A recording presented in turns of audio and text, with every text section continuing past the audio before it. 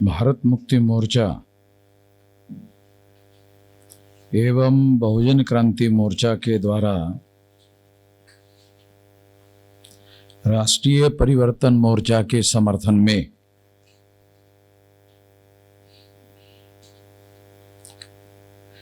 सुल्तानपुर में जो रैली आयोजित की गई है, उस रैली में आए हुए, उपस्थित रहे हुए या लगभग 500 के लगभग सेंटर पर, बूथ लेवल के सेंटर पर कार्यकर्ताओं के द्वारा तैयारी करके सुनने के लिए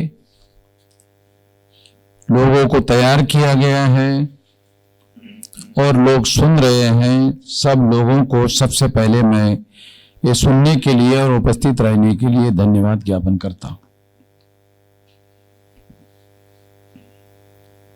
साथियों,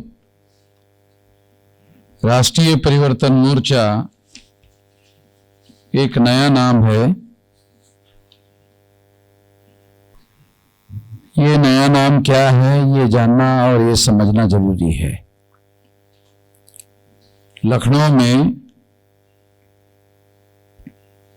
लगभग 18 छोटे, मध्यम और प्रदेश स्तरीय का संगठन के लोगों ने राष्ट्रीय परिवर्तन मोर्चा का गठन किया और ये जो राष्ट्रीय परिवर्तन मोर्चा का गठन किया गया है, ये परिवर्तन करने के लिए किया हुआ संगठन है। आप लोगों को जानकारी होगी कि आजकल इस बात को सभी राष्ट्रीय स्तर की पार्टियां मान्यता दे रही है कि कोई भी एक पार्टी केवल अपने बलबूते पर केंद्र में या राज्य में सत्ता में नहीं आ सकती। इसलिए राष्ट्रीय स्तर पर सोनिया गांधी के द्वारा यूनाइटेड प्रोग्रेसिव अलायंस यूपीए नाम का संगठन, गठबंधन बनाया गया। उसी तरह से अडवाणी और अटल बिहारी वाजपेयी के द्वारा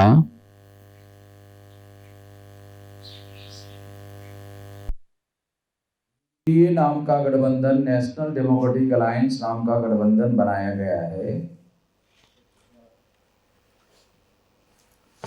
उसी तरह से हम लोगों ने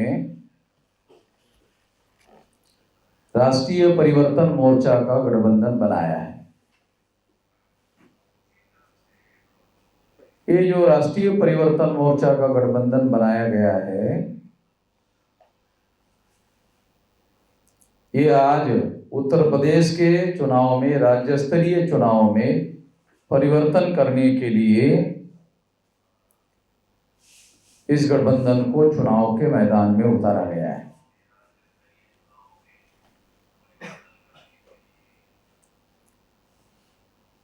आप लोगों को याद होगा कि 8 तारीख को चुनाव आयोग के द्वारा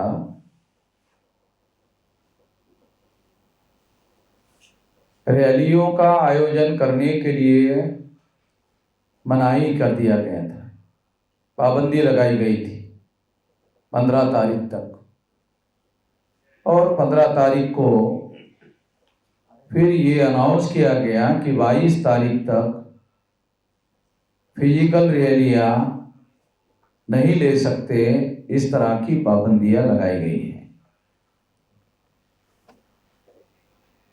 हो सकता है कि नरेंद्र मोदी जब फिजिकल रैलियां लेने का काम शुरू करे, तब शायद ये रैलियां फिजिकल रैलियां होने का कार्यक्रम शुरू हो सकता है।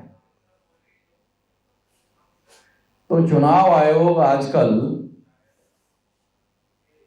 भारत सरकार के डिपार्टमेंट की तरह काम कर रहा है, जबकि संविधान निर्माताओं ने चुनाव आयोग को ऑटोनॉमस स्टेटस दिया है, स्वायत्त दर्जा दिया है। मगर चुनाव कमिश्नर ये केवल मात्र भारत सरकार के अधीन काम करने वाला डिपार्टमेंट होकर रह गया है, ऐसा उनके व्यवहार से लगता है।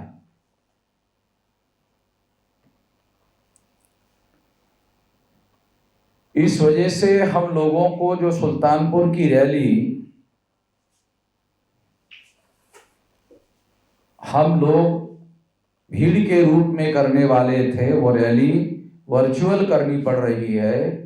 इसके बावजूद भी हम अपने लोगों तक संदेश पहुंचाने का जो हमारा लक्ष्य है, हमारा मकसद है, वो बड़े पैमाने पर कामयाब हो रहे हैं, ऐसा कहा जा सकता है। साथियों, 15 अगस्त 1947 को कहा जाता है कि देश आजाद हो गया। हाँ, ये बात सही है कि 15 अगस्त 47 को देश आजाद हो गया, मगर देश में रहने वाले जो लोग हैं, उन लोगों को जो अधिकार मिले वो 26 जनवरी 1950 को जब संविधान लागू हुआ तब मिले। इसलिए ये कहा जा सकता है कि संविधान लागू होने से इस देश की प्रजा आजाद हुई। आजादी की वजह से या 15 अगस्त को मिली आजादी की, राजनीतिक आजादी की वजह से आजाद नहीं हुई। 26 जनवरी 1950 को लोगों को संविधान लिखकर अधिकार बहाल किए गए। उसमें अधिकारों में मौलिक अधिकार बहाल किए गए। वोट का अधिकार भी एक मौलिक अधिकार है,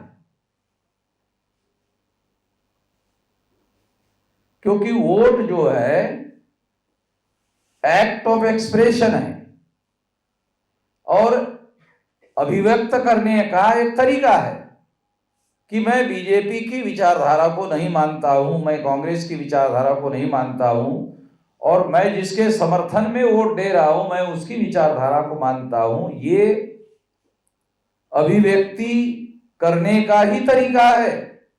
इसलिए एक्ट ऑफ एक्सप्रेशन,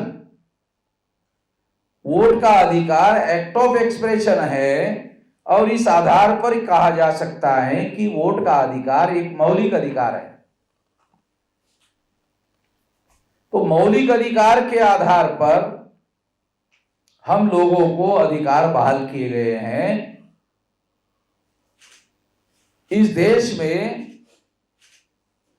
मनुस्मृति के द्वारा जो अधिकार हनन किए गए थे, वो दस्तावेजी रूप से संविधान के द्वारा हम लोगों को अधिकार बहाल किए गए।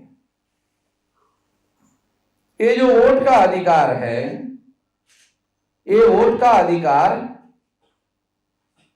वन मैन वन वोट, यानी एक आदमी को एक वोट का अधिकार होगा। यानी यदि कोई जातीय आधार पर ऊंचा है, इसलिए उसके वोट का वैल्यू ज्यादा होगा, और जो जातीय क्रम में नीच जाति का माना गया है उसके वोट का वैल्यू कम होगा। ऐसा नहीं। तो वन मैन वन वोट, एक आदमी को एक ही वोट का अधिकार होगा, और one vote one value, one man one vote, इसको कहते हैं पॉलिटिकल इक्वलिटी, राजनीतिक समानता। भारत के सभी लोगों को राजनीतिक रूप से समान घोषित किया गया। मगर जब संविधान सुपुर्द किया जा रहा था संविधान सभा को, राजेंद्र प्रसाद को, राष्ट्रपति को, संविधान सभा के अध्यक्ष को, तब कार्यक्रम में बाबा साहब अम्बेडकर ने भाषण दिया कि हम आज एक विसंगतिपूर्ण जीवन में प्रवेश कर रहे हैं। आज हम लोग राजनीति में सभी लोग समान माने जाएंगे ये घोषित कर रहे हैं, मगर सामाजिक और आर्थिक जीवन में हम लोग समान नहीं हैं, हम असमान हैं। और इस वजह से वन बयान वन वोट तो हम लागू कर रहे हैं, मगर वन वोट वन वैल्यू समाज में नहीं है, देश में नहीं है। और जब तक ऐसा होगा तब तक ये देश का लोकतंत्र खतरे में बना रहेगा। जितना जल्दी हो सके उतना जल्दी वन वोट वन वैल्यू स्थापित करने का हम लोगों को प्रयास करना चाहिए। मगर जिन लोगों ने देश की सत्ता पर कब्जा किया, उन्होंने वन वोट वन वैल्यू समाज में प्रस्तापित करने के लिए कोशिश करने के बजाय उन्होंने उद्योगपतियों से सांठगांठ करके काला धन का प्रबंध करके चुनाव में काला धन लाया और काले धन का इस्तेमाल करते हुए बहुसंख्याक लोगों पर अल्पसंख्याक ऊंचे जाति के लोगों का राज स्थापित कर दिया, विप्र जाति का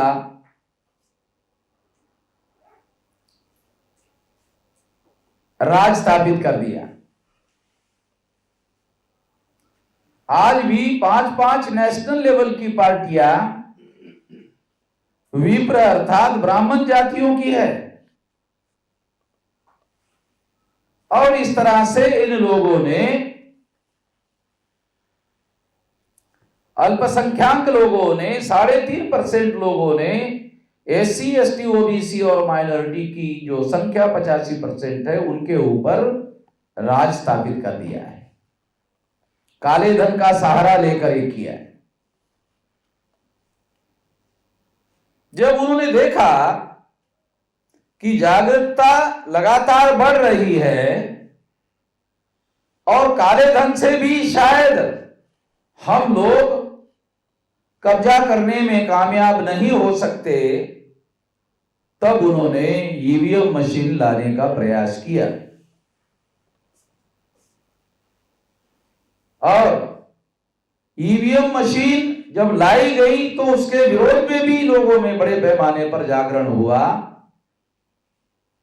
और उसे पेपर ट्रेल मशीन लगाने के लिए मजबूर किया गया।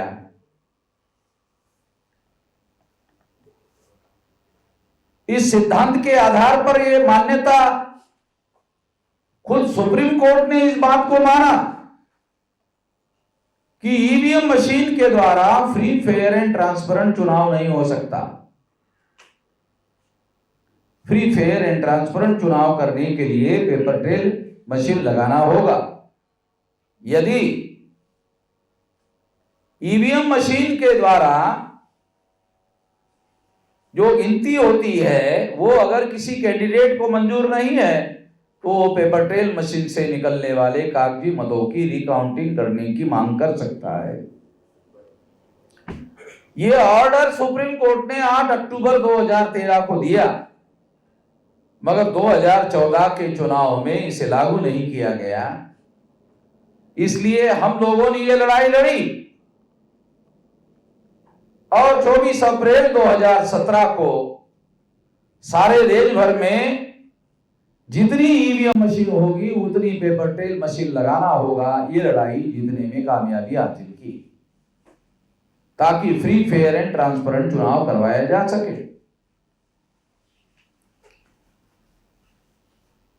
इसके विरोध में भी साजिश की गई और 8 अप्रैल 2019 को जो रिकाउंटिंग करने का ऑर्डर था सुप्रीम कोर्ट का, उसे लागू करने का काम होने वाला था 2019 में, तो उन्होंने 8 अप्रैल 2019 को मिलान करने का ऑर्डर पास किया। और जिस चीफ जस्टिस ने यह ऑर्डर पास किया, वो जस्टिस भी 8 अक्टूबर 2013 के जजमेंट में पार्टी था। उसने खुद ही अपने जजमेंट के विरोध में जजमेंट दिया। हैरान करने वाली बात है। तो इस तरह से अल्पसंख्याक लोगों पर बहुसंख्याक लोगों का राज स्थापित करने के लिए आज तक यह सारा का सारा प्रयास हुआ और संविधान को देश में लागू होने नहीं दिया गया।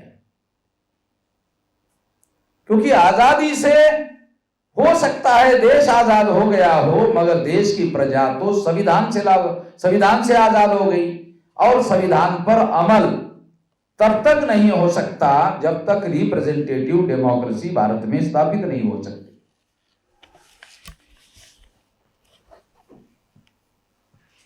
आप सुनकर हैरान होंगे कि विषमता कितने बड़े पैमाने पर फैली हुई है। अभी दावोस में हमारे देश के प्रधानमंत्री ने जो वर्ल्ड लेवल का इकोनॉमिक फोरम है, वहां भाषण करते हुए जब भाषण किया, तो ऑक्सफैम नाम के एनजीओ ने एक रिपोर्ट पब्लिश किया कि भारत के 10 उद्योगपतियों की प्रॉपर्टी असेट संपदा 23 लाख करोड़ से 53 लाख करोड़ हो गई। ये 1.5 साल में 23 लाख करोड़ प्रॉपर्टी संपदा थी, वो अब 53 लाख करोड़ हो गई है। यानी देश की जो संपदा है 45% संपदा केवल 10 लोगों के नियंत्रण में। इससे अंदाजा लगाया जा सकता है कि कांग्रेस के राज में जो हो रहा था, नरेंद्र मोदी के राज में भी वही हो रहा है। सबके विकास का जो नारा लगाया गया, वो केवल एक नारा है और सामाजिक और आर्थिक विषमता दूर करने का काम देश में नहीं हो रहा है। इसीलिए देश में सबसे ज्यादा परिवर्तन करने की जरूरत है। परिवर्तन कौन करेगा, यह सबसे बड़ा सवाल है। जिसको परिवर्तन की जरूरत है, जब तक वो लोग विधानसभा और लोकसभा में चुनकर नहीं जाएंगे, तब तक यह परिवर्तन होने वाला नहीं है। देश में चुनाव को इतना ज्यादा महंगा कर दिया गया है, इतना ज्यादा महंगा कर दिया गया है, इतना ज्यादा महंगा कर दिया गया है कि देश की जो बहुसंख्याक प्रजा है, उनको केवल लाइन लगाकर वोट लेने के लेवल तक ही डेवलप होने दिया गया है। वो केवल लाइन लगाकर वोट दे सकते हैं, चुनाव में लड़ नहीं सकते, चुनाव में खड़े होकर लड़ नहीं सकते। इस तरह की व्यवस्था विकसित कर दी गई है और लगभग इस देश में परिवर्तन को असंभव सा बना दिया गया है। जब तक इसके विरोध में जनता का जनद्रोह नहीं होगा, तब तक इसमें बहुत बड़ा परिवर्तन होगा, ऐसी संभावनाएं दिन ब दिन कम होती जा रही है। और इस वजह से परिस्थितियां बहुत ज्यादा जटिल हो रही है। भूखमरी से भी परिस्थितियां और ज्यादा जटिल हो गई है। और रिपोर्ट यह कह रहा है कि अब एक्सट्रीम पॉवर्टी, पहले तो पॉवर्टी, बिलो पॉवर्टी शब्द यूज किया जाता था, अभी एक्सट्रीम यानी अत्यधिक भूखमरी का माहौल देश में बनाया जा रहा है ताकि लोगों को इलेक्शन में काले धन के आधार पर वोटों को खरीदा जा सकता है। इस देश में जो हजारों सालों से जिन लोगों ने अपना वर्चस्व बनाए रखा, वो वर्चस्व बनाने वाले जो लोग हैं, वो लोग विकास के नाम पर सुराज्य की बात कर रहे हैं, विकास के नाम पर सुराज्य की बात कर रहे हैं। मगर इस देश में एससी, एसटी, ओबीसी और माइनॉरिटी को सुराज्य नहीं, स्वराज्य चाहिए। हमें तुम लोगों का स्वराज्य नहीं चाहिए, हमें हम लोगों का स्वराज्य चाहिए, हमारा अपना राज्य चाहिए। हम तुम लोगों के अधीन नहीं रहना चाहते। तुम लोगों के अधीन केवल इस आधार पर कि तुम विकास करोगे, मगर तुम्हारे पास तो देश के विकास का एजेंडा है। देश में रहने वाले लोगों के विकास का कोई एजेंडा, कोई विकास की कोई योजना है नहीं। और इसलिए 75 साल की आजादी में रोटी, कपड़ा और मकान भी आप लोगों को दे नहीं सके। शिक्षा, स्वास्थ्य और रोजगार, रोजगार नहीं तो स्वयं रोजगार, स्वयं रोजगार नहीं तो रोजगार भत्ता, ये देने के काम में भी तुम लोग कामयाब नहीं है। यानी हम लोग तुम लोगों के अधीन रहेंगे तो ये हालत में किसी भी स्थिति में सुधार होने की संभावना नहीं है। इसलिए इसमें परिवर्तन होने की जरूरत है, इसमें परिवर्तन की आवश्यकता है। जब तक परिवर्तन नहीं होगा तब तक, और परिवर्तन का क्या मतलब है? परिवर्तन का मतलब है जिन लोगों को हजारों सालों से सताया गया है, प्रताड़ित किया गया है, उनके नियंत्रण में सारी व्यवस्था आनी चाहिए। तब तक, जब तक ऐसा नहीं होगा तब तक इस देश में वास्तविक परिवर्तन होगा ऐसा नहीं कहा जा सकता। इसलिए इस तरह का परिवर्तन लाने के लिए ये राष्ट्रीय परिवर्तन मोर्चा बनाया गया है। तो मैं सुल्तानपुर और सुल्तानपुर के बूथ लेवल पर रहने वाले तमाम लोगों को यह अपील करता हूं कि आने वाले समय में राष्ट्रीय परिवर्तन मोर्चा का जो भी गठबंधन आपके सामने आएगा और उस गठबंधन में खड़े रहने वाले जो कैंडिडेट होंगे, उन कैंडिडेट को जितवाने के लिए आप हर संभव कोशिश करेंगे, प्रयास करेंगे। मैं इस मौके पर इतना ही कहना चाहता हूं। आपने मेरी बात ध्यान से सुनी, इसके लिए आभार, धन्यवाद।